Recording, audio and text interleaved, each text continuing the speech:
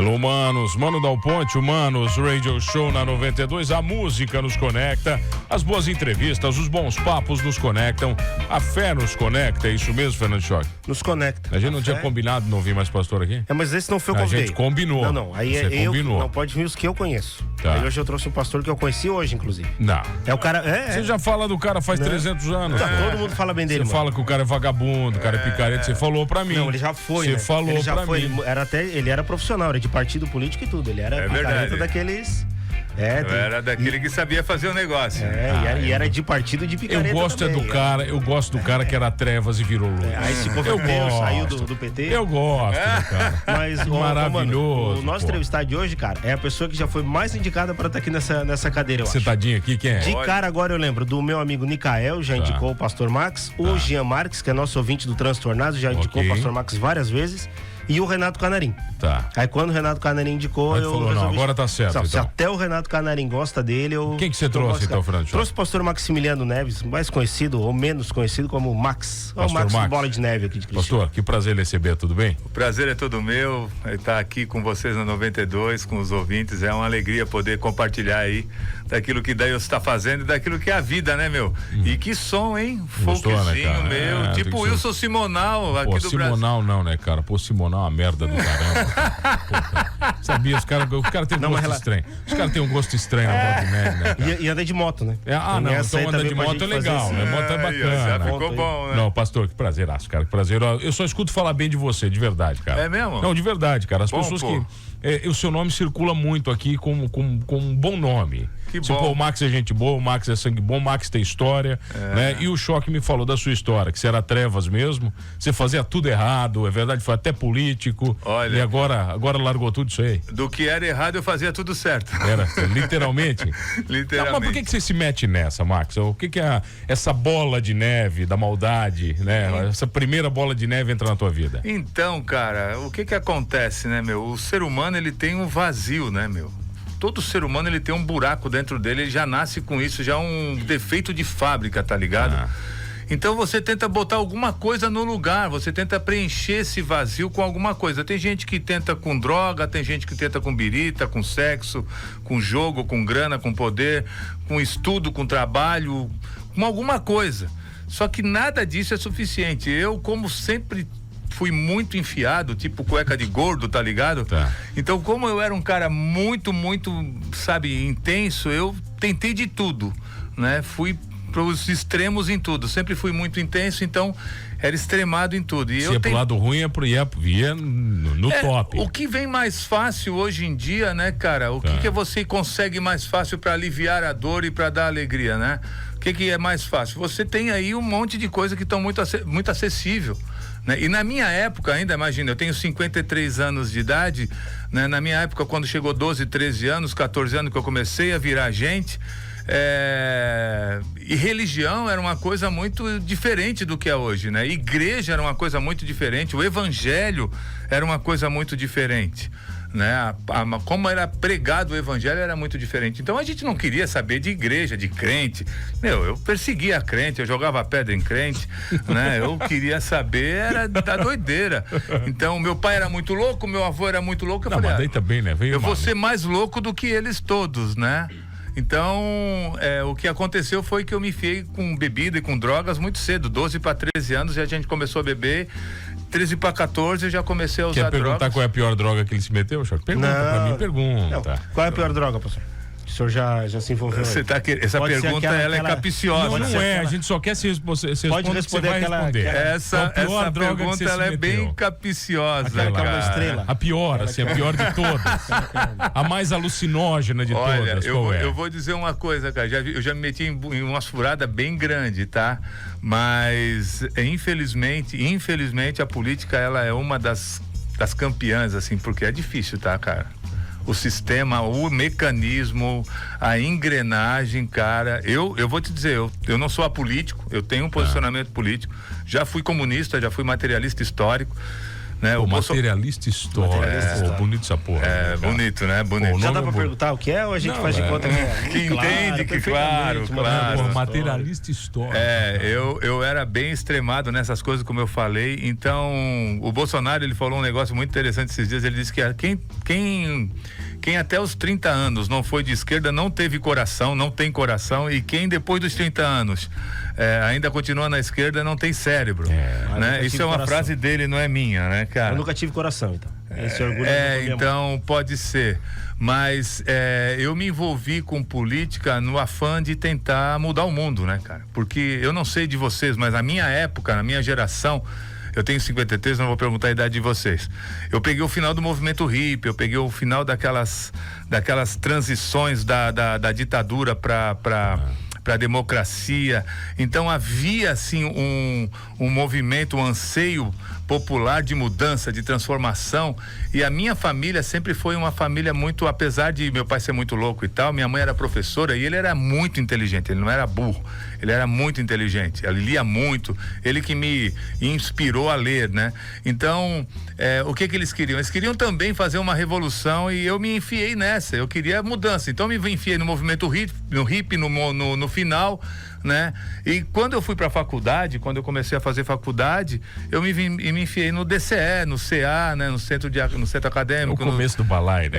É sempre o começo do balaio, isso aí. E aí aquilo ali tudo é movimento de esquerda, né? Ninguém mais estuda. Eu fui presidente de CA, aí é só política. Eu já fui presidente de CA, mas lá a gente garantiu uma integridade no grupo, né? Então, eu fui também... CA de jornalismo, né? Eu também fui presidente de CA de psicologia, né? Então... ali na Unisul, na década de 90, então pra você ter ideia, eu puxei o Fora Collor, né, cara? Eu fui do movimento Cara Pintada ali em Tubarão, saí com o carro de som gritando na rua, Fora Collor, né? 1, 2, 3, 4, 5 mil. Isso foi 90, 91. 90, 91. Foi bem nesse tempo. O movimento dos Caras Pintadas, isso, né? A gente sabe que hoje foi uma grande armação. Aliás, como tudo, né, cara? Tudo é uma grande armação. Mas qual foi a maior decepção que você teve com a política, Max?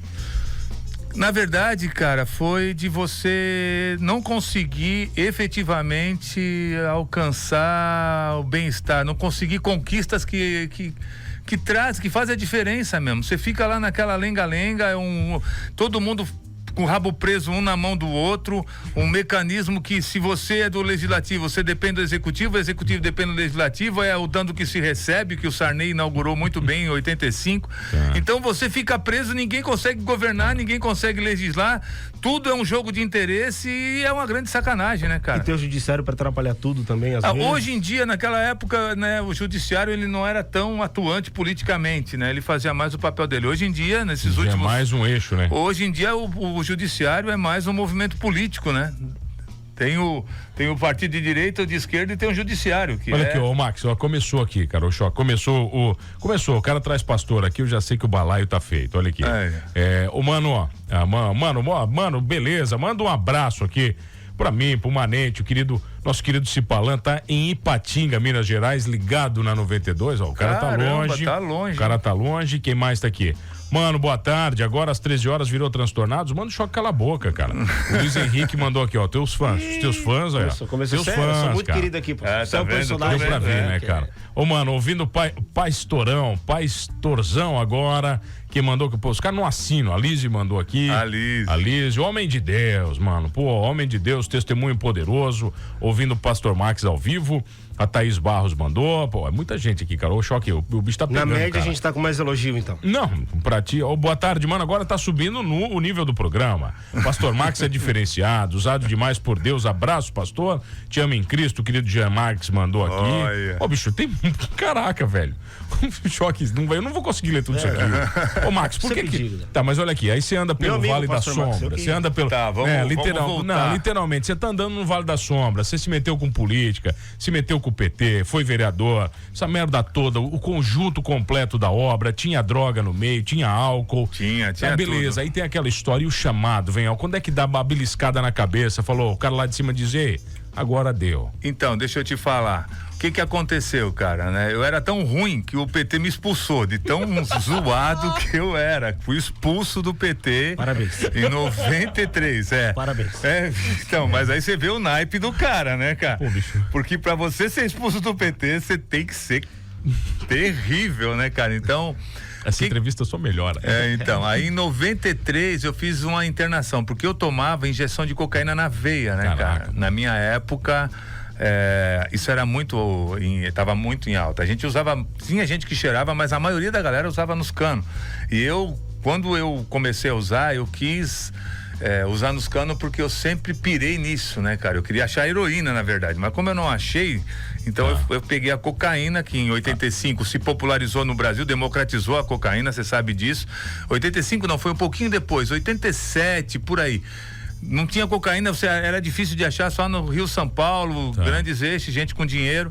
Só que o cartel de Medellín fez o favor de usar o Brasil como ponto, né, de referência, e também como eles fizeram o favor de transformar o Brasil no segundo maior consumidor de cocaína no mundo. E eu tava nessa história, cara. Eu tava nessa história. Então, quando estourou a cocaína no Brasil, ela da noite pro dia você encontrava em tudo quanto é lugar, tudo quanto é cidadezinha, laguna, em qualquer canto tinha. Tinha cocaína. Tinha cocaína e você encontrava dia e noite sem parar. Você morava onde nessa época? Eu morava em Laguna. Laguna.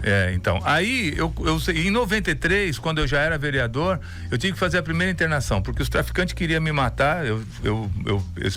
Um traficante grande ali de Laguna caiu com um cheque meu, né? A P2 estava atrás de mim, eles estavam indo atrás de mim porque eu estava começando a fazer uns movimentos de venda para São Paulo. Você estava virando traficante já? Na verdade, eu estava fazendo um avião entre um casal e um traficante, né? Então a polícia estava atrás de mim, os traficantes queriam me matar e na Câmara de Vereadores eu estava quase sendo expulso. Tava bem light também a parada. Mas eu estava tomando 50 injeções de cocaína por dia, cara. Caraca, Marco. 50 a 60. No final da vida de ativa, em 93, eu tava tomando isso. Era muita coisa. Eu vivia todo furado, cara. É muito louco. 50 é 2 por hora, pô. Não, então. 3 por hora, não, eu tomava sem parar, cara. Eu sempre, como eu te falei, fui muito intenso. Os próprios traficantes falavam, cara, não fica aqui, sai, eu te dou. Tu toma o pó aqui, vaza. Vaza. Toma uma e vaza, porque tu é muito louco, tu vai morrer de overdose e tal. E eu vivia... Vai incomodar a gente ainda, pô. É isso mesmo. Então, aí eu fiz essa primeira internação e ali eu tive primeiro contato com o evangelho, cara. Primeira vez que eu vi alguém orar por mim. Eu fui num projeto chamado Projeto Siloé, de uma missionária chamada Bugra, ela já é falecida. Esse Projeto Siloé, inclusive, teve aqui na Luterana Renovada várias vezes, o Gilson, a Bugra, eles estiveram aqui fazendo um trabalho, né? Há muito tempo atrás, a Bugra morreu esse ano.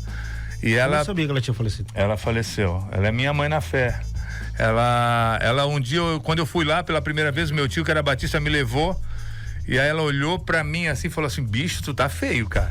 Ela era uma crente hippie, né? Ela sempre se dizia crente hippie. Crente hippie. Ela nunca usou droga, nasceu na igreja, se criou na igreja, e com 13 anos Deus chamou ela pra ganhar os crentes. Depois ela fundou o Projeto Siloé, que trabalhava com dependência química, e eu fui alcançado através do projeto.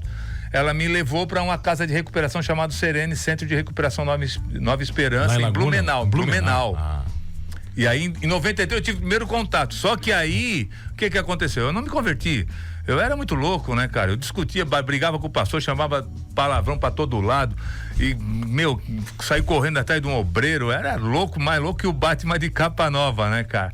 Então, não aconteceu nada, mas ficou aquela semente. Foi uma faísquinha. Foi uma faísca. Aí, em 94, eu voltei pra mesma casa pra me internar, porque a coisa tava pior, entendeu? O bagulho tava feio, eu tava com uma depressão profunda, querendo me matar, tentei me matar várias vezes. E aí, em 94, eu fui me internar, e foi ali naquela hora que eu tava já fora de combate, vamos dizer assim, sem nenhum tipo de resistência, já não aguentava mais a vida, não queria mais viver. Foi ali que Jesus me catou, né? A Bíblia diz que Jesus, ele chama quem tá cansado e sobrecarregado, quem não aguenta mais, né? Tá. Mas ele esperou você chegar no fundão. Ele disse, beleza, agora vai. É isso. Vai até onde não dá mais. Até não dá mais. Aí naquele dia, eu me lembro, foi bem na segunda semana de abril de 1994, era aniversário da minha filha de 1 ano e o meu aniversário, né? A gente tem uma semana de diferença de idade, assim, de data, né?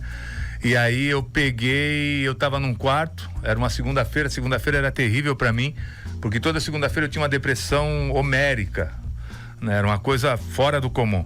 E aí eu não saí, não desci pro café, não desci pro culto, não desci pra nada. E o diretor da casa, que é o seu Alair Scheidt, que é luterano também, né? Meu pai na fé é luterano e minha mãe é presbiteriana. E aí ele chegou lá e falou: Max, você tem que descer e tal. Eu falei: olha, seu Alair, hoje eu não vou descer, não tô legal, tá ruim, tá feio a coisa. Ele falou: tá, então, mas depois do almoço eu quero bater papo contigo. Eu falei: tá bom. E aí eu fechei o quarto todo, aquele tava pensando realmente em arrebentar com a vida. Eu já tinha arrumado até uns negócios pra me pendurar, uma parada assim, uma corda. E aí eu fiz uma primeira oração. Eu não sabia que aquilo era oração, mas eu fiz a primeira oração da minha vida. Eu falei: ó, Deus, se tu existe, maluco, então tu te apresenta, porque quem tá vivo, porque os caras estão dizendo que tu tá vivo. Tá. O pastor diz que tu tá vivo, que Jesus tá vivo, que tu tá vivo. Então, se tu tá vivo, faz alguma coisa, cara. Tu não tá vivo? Se tu tá vivo, tu fala, tu anda, eu não aguento mais, cara. Se tu tá vivo, faz alguma coisa, porque eu não aguento, a minha vida tá uma merda, eu não consigo mais viver. E aí, cara, eu falei pra ele assim, pra Deus, isso na oração, né? Falei um monte de palavrão que eu nem vou repetir, porque hoje eu não falo mais, né? Mas ele não ligou palavrão, tem certeza? Não, claro que não. Você acha que ele ligou, cara? Se ele tivesse ligado, ele não tava aqui, tu não acha? Nem deu bola, pô. Eu não tava aqui, pô. Literalmente. E aí eu cheguei e falei pra Deus assim: ó, Deus, se tu existe, então, cara, me dá uma paulada, joga uma pedra aí de cima, me dá um sinal, joga a merda, faz qualquer coisa, cara. Mas não me deixa nessa aqui. Naquela hora eu senti uma paulada, eu tava deitado, era escuro, eu senti uma paulada no peito. Gigante. Um cheiro horrível dentro daquele quarto, e eu pensei comigo, porque tava tudo escuro, eu abri os olhos assustado. E eu falei assim: cara, como é que pode alguém entrar aqui, eu tô aqui, como é que alguém entrou aqui e me deu esse soco, cara? Eu já saí atrás do cara, sabe aquele milionésimo de segundo que você pensa essas paradas? Saí atrás me levantei da cama, abri a porta, olhei pra ver se tinha alguém no corredor, não tinha ninguém, olhei pra dentro do quarto, não tinha ninguém, acendi a luz. Quando eu acendi a luz, eu olhei no espelho, tinha um espelho assim, cara, meus olhos estavam regalados, eu queimava por dentro, comecei a ficar todo vermelho. Eu falei assim: cara, eu tô tendo um flashback, né? Tá ligado o que é flashback? Os meus acho que é diferente do teu. Eu acho que é. Os meus foram bem diferentes do teu. Flashback é quando tu pega e tu tem uma experiência de estar drogado sem ter usado nada. Parece que aquilo tudo, as sensações que tu tem quando tá usado, elas voltam, e aí tu tem sudorese, tem tremedeira, não tive. A tua não tinha. Tu não. E aí eu olhei assim: cara, eu tô tendo um flashback, porque eu senti um negócio estourando, assim, vou ter um ataque, vai dar alguma coisa em mim. Aí eu saí correndo, cara, porque eu não conseguia ficar ali parado, saí correndo, cheguei lá na casa do obreiro, do seu Alair, né? Ele olhou pra mim e falou assim: o que tu usou? Caraca, ele falou assim: esse louco deve ter arrumado alguma parada na marcenaria, um éter, um thinner, uma cola. E eu falei: cara, não usei nada e tal. Ele me pediu pra sentar, eu sentei, aí eu contei essa história pra ele começou a dar uma risadinha de canto de boca, tá ligado? E aí eu falei assim: o que é que tu tá rindo, senhora? Ele falou assim: cara, o que tu fizesse foi orar. Eu falei: que é isso? Xinguei pra caramba, falei um monte de palavras. Não, tu orou, cara, tu falou com Deus do teu jeito. Do teu jeito. Porque Deus, ele quer que você fale de verdade com ele, não que você fique fazendo um monte de blá blá blá, dando um monte de explicação ou fazendo um monte de palavra bonita. Ele quer que você fale de verdade. Tira a capa, tira a máscara. De coração tem que ser, né? Buscar-me-eis, me achareis quando me buscar de todo o coração, né? Jeremias 29:11 diz que ele tem planos para nosso respeito, ele tem pensamentos a nosso respeito para nos dar um futuro e uma esperança. E aí ele diz no versículo 12 e 13: por isso buscar-me-eis e me achareis quando me buscar de todo o coração. E naquela história ali, ele falou: cara, o que tu tá sentindo é o Espírito Santo, é Deus, Jesus te deu essa porrada, o cheiro ruim era de dentro de ti mesmo. Caraca, velho. E aí, cara, quando ele falou isso, eu comecei a chorar, porque eu escutava uma voz assim, ó, dentro da minha cabeça, dizendo: cara, não vou te largar mais. Eu pensei: eu tô ficando doido, né, cara? A partir de hoje tu é meu e tarará. Eu escutava aquilo, ele falando aquilo tudo. Aí ele falou assim: Max, Jesus te deu uma experiência. Eu falei assim: não pode ser, sei lá, será? Ele assim: claro que é. Aí eu comecei a chorar, eu falei assim: caramba, deve ser mesmo. E aí liguei pra minha mulher, ele permitiu dar uma ligada pra minha mulher já era crente, né, cara? Graças a Deus, Deus preservou meu casamento. Eu sou casado há 33 anos com a... Ela aguentou, cara? Ela aguentou. Caraca. Ela escreveu um livrinho, cara, alucinante, brother, sobre a nossa testemunho e tal, só que acabou rapidinho. O livro dela é melhor do que os meus. Eu escrevi uns 3 também, eu trouxe aqui, vou deixar com vocês. Mas, cara, ela aguentou a parada. E hoje tem esse homem maravilhoso, inteligente, homem de Deus, modesto, humilde. Caraca, velho. Tá, mas o Max, olha só, né? Entre né, entre o momento que Deus fala com você tá numa clínica de reabilitação. Eu não imagino que a vontade de usar droga passou na hora. Claro que não. Eu não imagino que a partir de amanhã eu tô limpo. Não, foi um processo. Eu tive uma experiência com Deus. O meu processo de libertação, eu vou te ser bem sincero, até hoje eu tenho vontade de usar, tá ligado, cara? Até hoje, às vezes, eu falo isso de vez em quando, eu tenho falado isso, eu vou ali num supermercado aqui da região comprar umas paradas.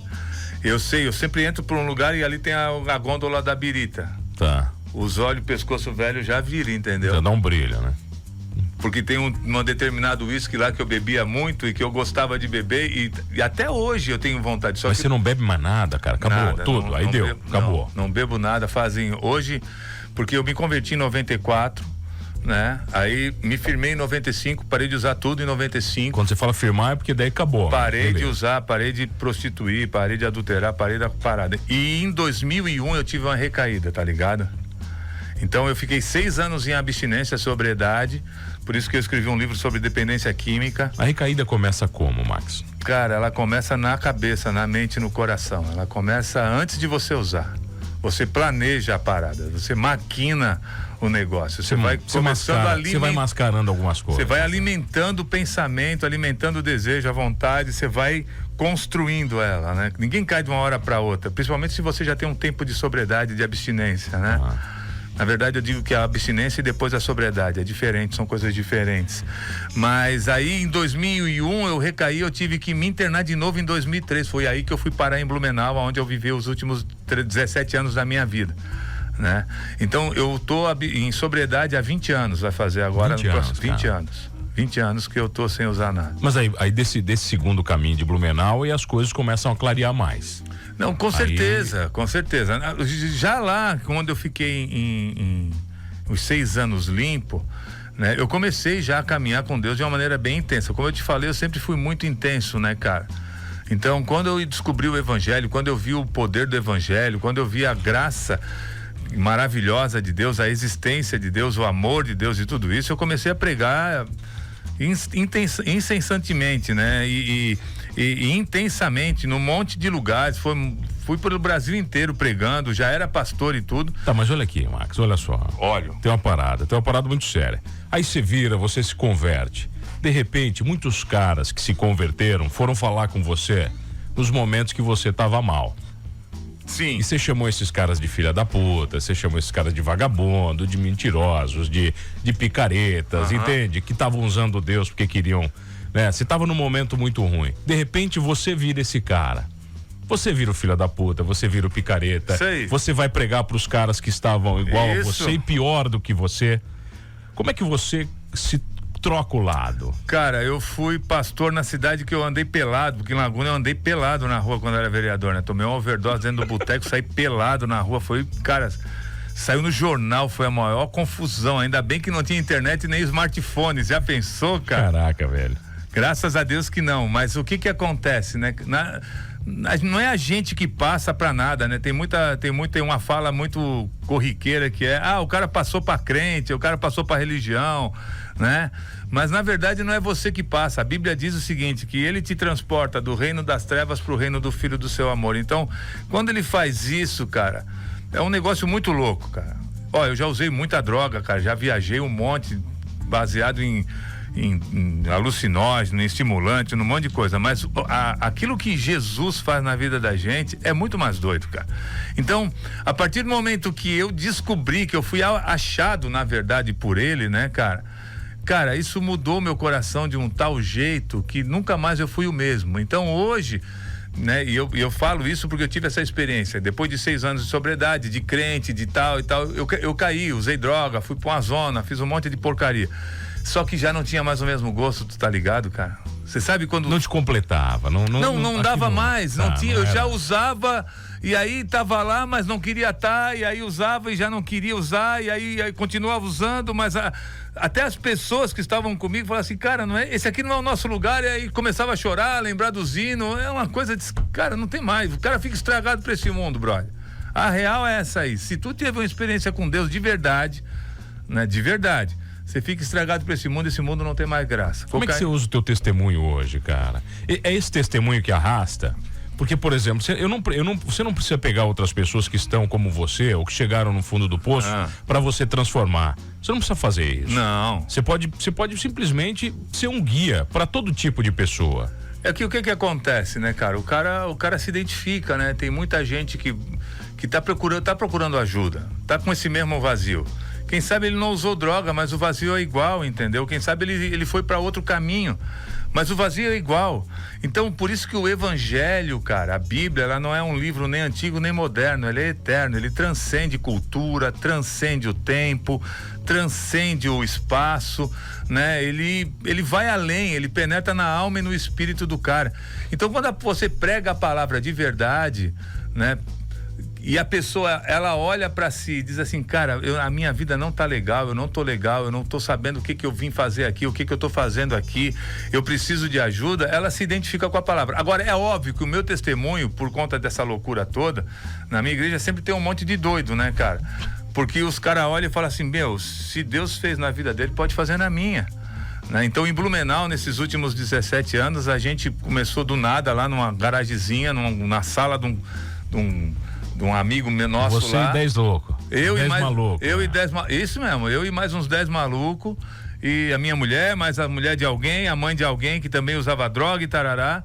E quando a gente saiu de lá, a igreja já tinha umas 500, 600 pessoas, fora a igreja que a gente abriu em toda a região. A gente abriu um monte de igreja, projeto social com jiu-jitsu para criança, mais de 400 crianças atendidas nas comunidades. Então, aí, cara, o bagulho começa a se desdobrar, entendeu?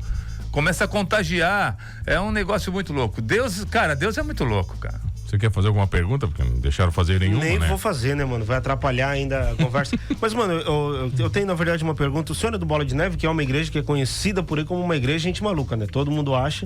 Quem veio de fora sabe pensa, né, que o Bola de Neve é uma igreja que todo mundo pode usar droga, pode beber, até pelo biotipo, pelo estereótipo de vocês, todo mundo tem esse pensamento.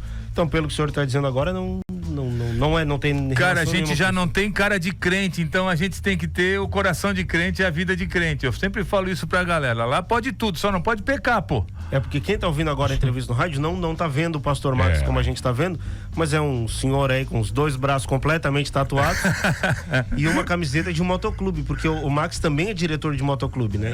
E tudo isso foge daquilo que a gente pensa. Choque, não precisa ser tatuado pra parecer estranho numa igreja, né? Tem membros dessa mesa que são bem estranhos, não tem nem tatuagem. Não, mas é que são o pastor religiosos. Max foi no limite ali, né? Tá bem fora, né? Eu fui no extremo, né, cara? Na verdade, é bem preconceituoso, Max. É preconceituoso. É mesmo, é. O coração aí é ruim, cara. O coração é ruim. É que a igreja dele é mais tradia, É mais tradia, a expressão é essa. Ô, Max, olha aqui, deixa eu mandar uns abraços aqui, mano. Manda, pô. A igreja viva de verdade rompe com as paredes da estrutura física. O nosso querido Sargento Severo tá aqui. Jesus é a solução, testemunho de vida do pastor, maravilhoso. Olha, tem mais. Mas, cara, não vai dar, cara. Max é o máximo. Aí a galera não assina, tem que ficar procurando, vai. Pô, não tem nome aqui, daí os caras me quebram. Pô, tem que mandar nome. Ó, deixa eu ver quem mais aqui. Mano, boa tarde. A Bola de Neve de Criciúma, Deus abençoe a todos vocês, ao pastor Max. Um abraço. Que Deus proteja vocês. Cara, meu Deus, cara. Acho que o pastor Max chamou a torcida dele pra vir esse grande cara, os caras. Eu não consigo ler as mensagens de todo mundo. Ó, o querido Renato Canarim tá mandando um abraço pra você. Aí, Renato. Max é faixa roxa de jiu-jitsu, é isso? Sinistro. Fala um pouco do jiu-jitsu na sua vida. O Fabinho mandou pra você aqui. Ô, Max, não vai dar, cara. Não vai dar pra. A Issa Pastorzão, quem mandou aqui pra você foi a Ângela Mariano. Ô, Max, você botou a galera a trabalhar. O Renato né, nunca cara? se queixou do pastor Max, né? Não, nunca se queixou? Nunca se queixou. Renato essa piada é pra vocês. O Max não vai entender agora. Ô, Max, mas vai lá, você tá congregando onde? Como é que funciona a parada? Então, hoje eu tô pastoreando aqui em Criciúma, né? A gente veio pra cá faz 2 anos e meio. Quando você chegou, você deu uma revolucionada na parada? Cara, quando eu cheguei foi a pandemia, cara. Você é pastor de pandemia, né? Quando eu cheguei todo animado, eu falei assim, pô, vamos evangelizar, vamos ganhar a galera e tarará. Pum, fecha a igreja, não pode mais. Pô, mas nada. Aí fui chegou pra de internet. férias já, né? Já chegou de férias quase. Caramba, aí fui pra internet, pra fazer culto pela internet e tal, cuidar da galera, fui fazer visita pra quem dava de fazer visita. Mas eu tô há 2 anos e meio aqui, né? A gente congrega ali na Rua Salvador 300, que é onde é a sede da igreja agora. E desde quando eu cheguei a gente já prega numa casa de recuperação.